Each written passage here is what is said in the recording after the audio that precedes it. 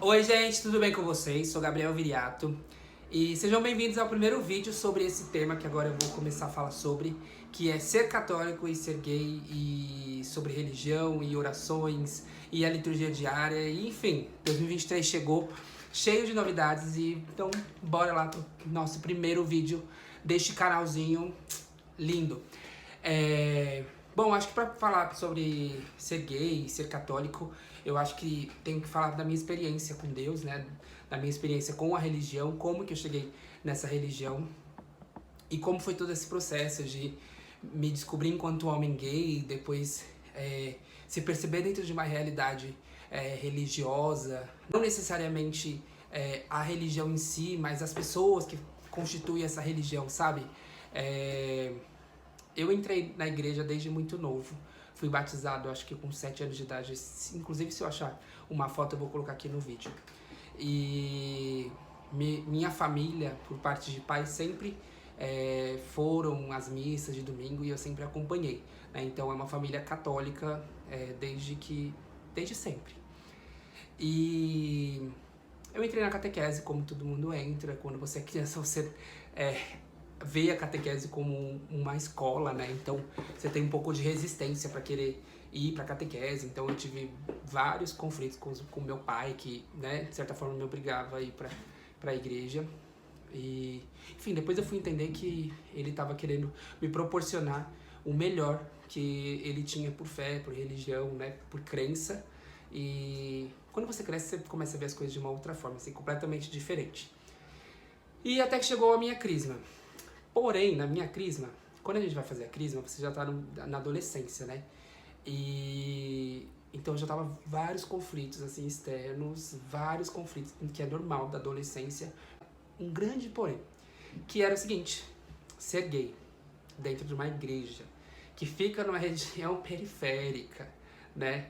E então assim, não foi nada fácil, porque na crisma a gente sabe, né, que tem as paqueras, que tem aqueles grupinhos, e eu nunca consegui me encaixar dentro de nenhum desses grupos, né? Por conta mesmo da escola, toda a experiência que eu tive com a escola, eu tive que trocar de escola 8 vezes na minha vida, assim. Passei o ensino médio, ensino fundamental, fundamental 1, fundamental 2, trocando de escola por conta de bullying mesmo, de homofobia, de preconceito. E, enfim, quando eu cheguei no crisma, eu já vinha marcado por essas dores, já vinha marcado por tudo isso que tinha acontecido, né? Foi muito complicado, porque eu tive que lidar com a minha adolescência, tive que lidar com a pressão social que tinha dentro da igreja, né, que tem todos os espaços, tinha que lidar com a questão familiar, vim de uma família assim emocionalmente instável, de uma família desestruturada e cheia de conflitos de diversos, e ser gay, né? Aos poucos eu fui me encaixando, aos poucos eu fiz amizade com 2 pessoas que inclusive fazem parte da minha vida hoje. E eu fui me mantendo ali discreto e fora do meio, tentando suprir as expectativas das pessoas e as minhas próprias expectativas. E no final meio que deu certo, assim, certo muito entre aspas, né? Tive que, enquanto homem gay, né, todo mundo acho que já passou por essa experiência, vai lá e tenta criar e viver um personagem que não é você, pra se encaixar e se sentir parte disso, né? Com o tempo, as coisas foram acontecendo, eu fui me apaixonando cada vez mais pelo cristianismo, eu fui conhecendo cada vez mais o catolicismo, eu fui entendendo os ritos, eu fui entendendo o que é fazer parte, né, das celebrações, e isso foi me encantando, assim, foi me preenchendo. Também por conta que eu comecei a pegar os meus projetos pessoais e inserir ali dentro da igreja, e eles foram acontecendo e foram trazendo resultados, e eu sempre fui uma pessoa muito ativa, né? E poder ajudar a igreja, poder ajudar outras pessoas era algo que sempre me preencheu, assim, sempre me deixou sempre me deixou realizado. Até desenvolvi um projeto teatral com aulas de teatro, com apresentações teatrais dentro da igreja, e assim, inclusive foi uma das melhores fases da minha vida, assim, que eu tenho de lembrança enquanto viver essas pastorais na igreja católica, né? Com o tempo eu reconheci a renovação carismática católica, e aí o bicho ficou complicado. Por quê? Eu amo os carismas do movimento da renovação carismática.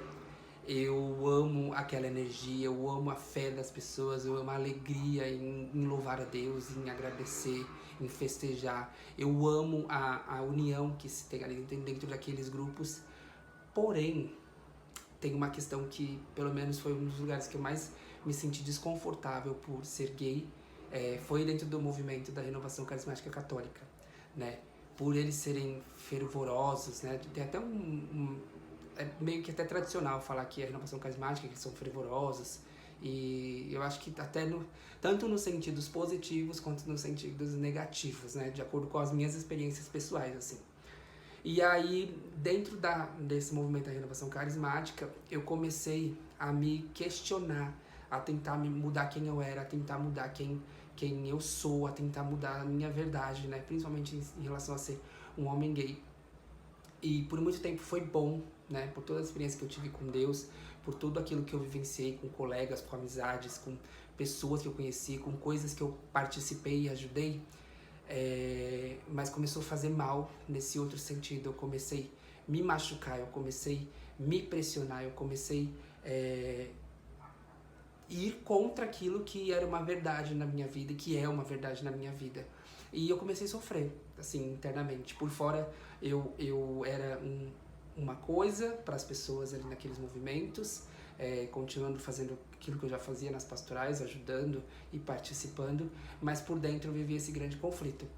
E as pessoas, não todas, tá? Tem pessoas maravilhosas e, enfim, pessoas incríveis que me ajudaram, pessoas que eu admiro muito até hoje.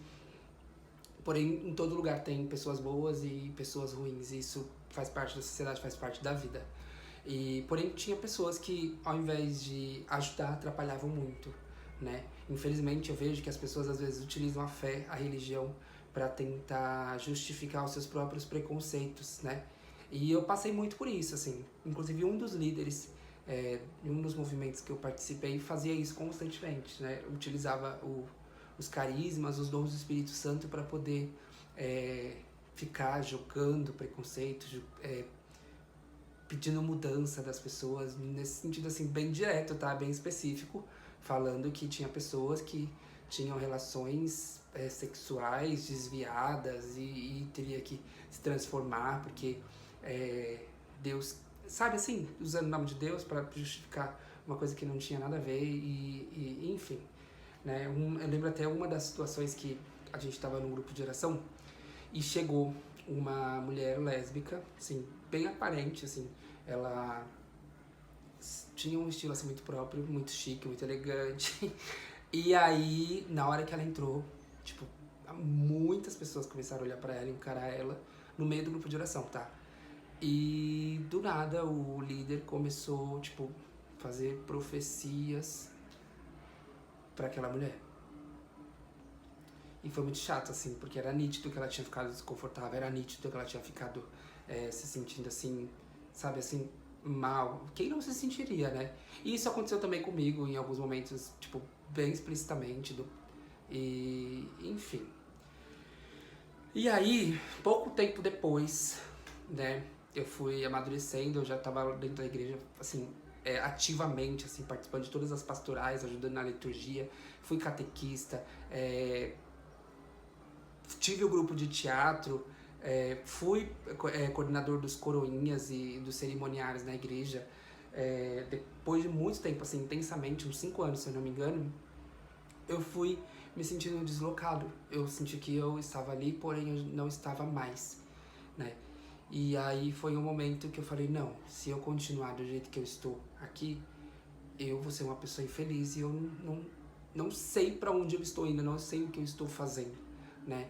Eu já não sentia mais a presença de Deus, eu já me sentia distanciado, eu já me sentia abandonado, né? Não Deus em relação a mim, mas eu em relação às minhas questões, aquilo que eu estava vivenciando no meu dia a dia, dentro dessas pastorais, dentro desses movimentos, com essas pequenas coisas que para quem é LGBT sabe que, enfim, um olhar, uma frase, uma forma de você agir já diz muita coisa, né?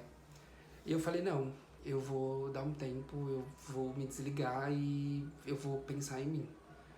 E eu fiz isso, assim, deixei muitas pastorais mesmo, deixei muitos projetos, né?